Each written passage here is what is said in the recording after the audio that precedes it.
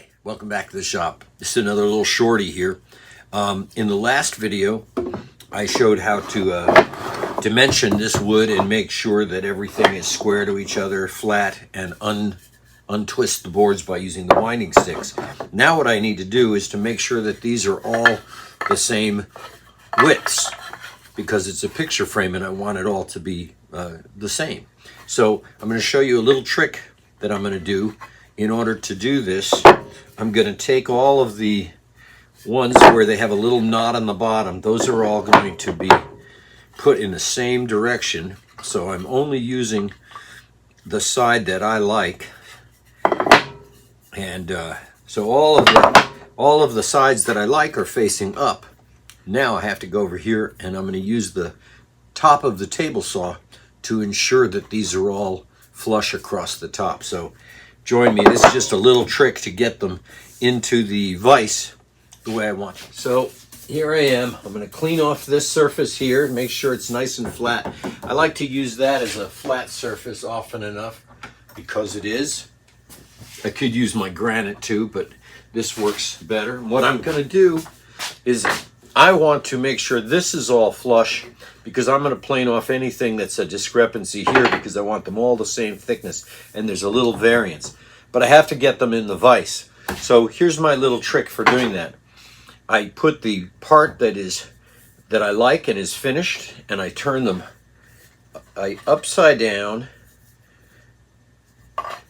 on the table so the good side is down. This is the side that I'm going to want to plane. The next thing I do is I take a set of these Jorgensons and I put it on there and I rest the rods down on the work. And keeping in mind, what's important is down here is the part that I want to stay flush. So I'm pushing down here, tightening up here, tightening down here. Just before I give it a super tightening, I double check it and make sure that it's all nice and snug. So now I can feel these raised portions. When I turn it upside down, I can feel that this is all flush. Now I can carry it as it is over to the vise. I can take this, drop it into the vise, and close up my vise on it. And what this has done is that's kept all that portion the same. And so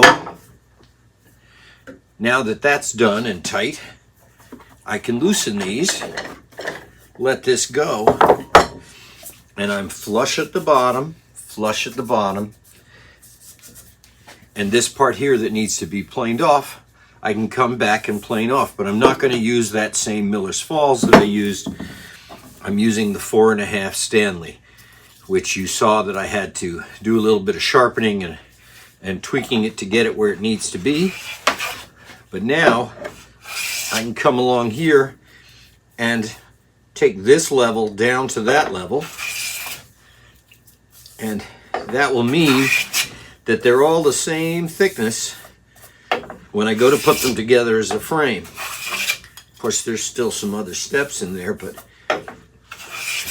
this works very well for getting them all the same thickness. See, when I plane across here, because this is lower, it's only taking a shaving off the higher one. It's not touching that lower one. So that's very good. And I can feel on the bottom it's really working out well. The reason I switched to the 4.5 is that it's a little shorter. I'm not trying to joint the thing. I'm just trying to smooth out this top and take off these high spots.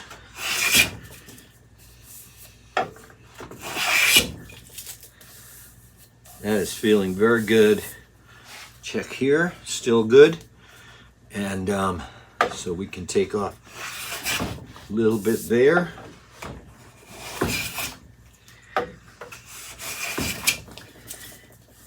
That's nice.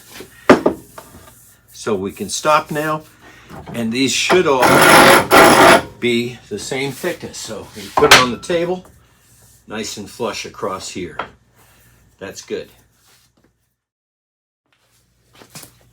So I've taken out the 72, and the trick on these things are that you have to take this portion here that holds the iron, because the iron is held up here, and push it all the way forward so that you can look down it to make sure that the iron is just a tad sticking out. You don't want it to be much more than that. This is not a plane to try to take off 1/8" shavings. You want to take a little bit at a time. And with this walnut here, the grain changes direction, and I have to go off both sides, but I basically want to chamfer this one side here. So this slides up and down, which creates how much of a chamfer that you're going to put on it. So let's see how it goes. This is, the bed is at a right angle, so when you put it against the work you're doing, you want to make sure that you're at that flat on top, flat on the side, and then proceed very easy, because I don't want to get any tear out there. So all I'm doing is softening that little edge. And the thing about this plane is it will bottom out, so it will only go as far as you set this front piece on here. And move my hand so you can see what's coming out. But see down here, nothing else will come out, because that's how small a chamfer I've got there. Now if I wanted it to be more, and I think I will, I'll just go a little more. But so what I do is I sight down the plane. You to see this, the part that's sticking up way back here, that's how much the chamfer is. So I'm going to adjust this a little bit, and I'm going to loosen the brass piece in the back, and I'm going to pull this just a hair higher. Okay, I've readjusted it with this portion here in the front going a little further forward, which increases the size of the chamfer, and you can see the shaving we're getting.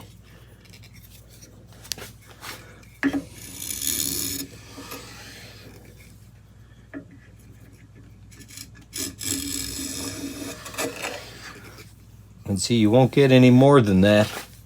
Turn around, we'll do this back portion here just to get that end chamfered. Now we have an even chamfer going all the way down the board. Let's get another one in here.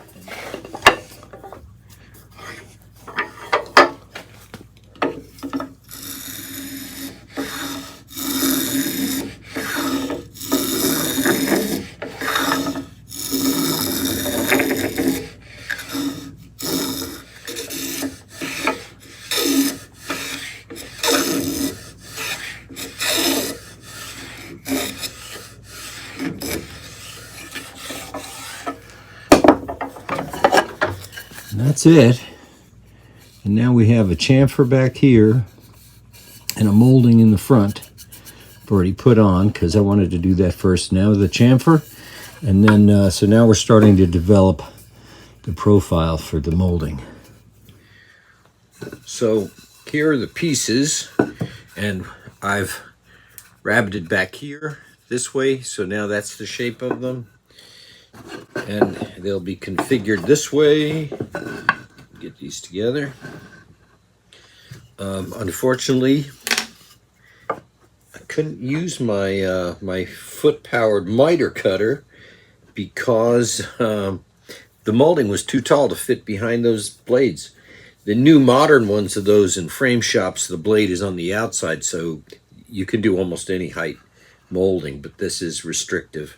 So that's how they're going to go together, and I'll take them on another step. Now, the molding part I didn't include because it just would take too long to do that, and I'll do that in another video when I'm showing how to use the 45.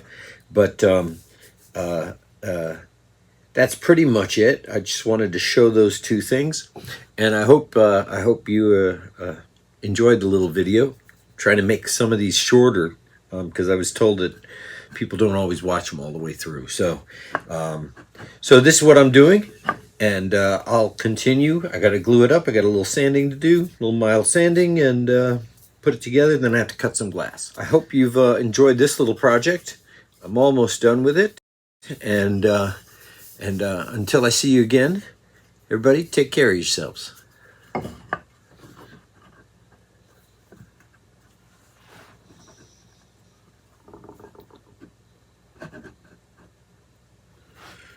Good.